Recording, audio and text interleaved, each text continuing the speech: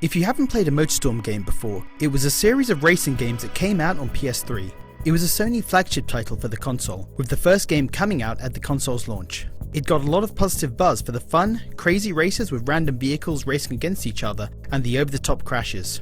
On Vita there was a great Motorstorm game called Motorstorm RC, which was a top-down racer like Micro Machines, where you race radio-controlled cars around tracks themed after the main games. The Vita never got a full-on 3D Motorstorm game unfortunately, but the PSP did, Motorstorm Arctic Edge. This was one of those games on PSP that really was console gaming on the go. It was a proper Motorstorm game complete with online races, a selection of vehicles and a festival mode with lots of races to complete. Playing it again now, the gameplay is still great. Controlling the vehicles feels good. You can use a boost to gain speed temporarily and you can really feel the car moving faster when you use it. The tracks have multiple routes and trying to beat the other cars and get the gold medal is addictive.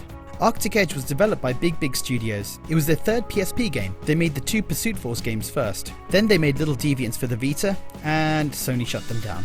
It seems like such a shame given how good Arctic Edge was that they didn't get a chance to make a full-on Motorstorm game for the Vita, and instead made little deviants.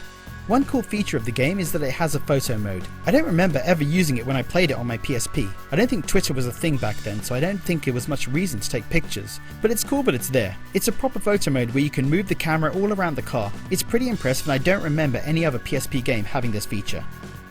The graphics don't look as good on the Vita, and especially not when you blow it up on the TV screen. And the sound is okay, but compared to something like Need for Speed on Vita, it's definitely not as good. This is the case with all PSP and PS1 games though. Aside from pixel graphic games, most have not aged well, especially 3D games with realistic graphics. The gameplay speed and challenge remain intact though, and that's what makes this game feel good to play.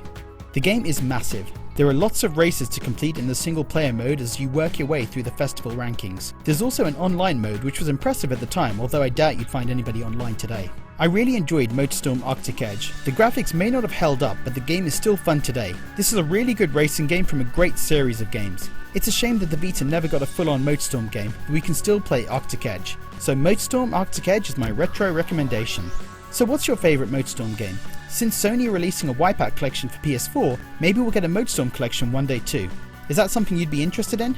Leave a comment below, and as always, thanks for watching.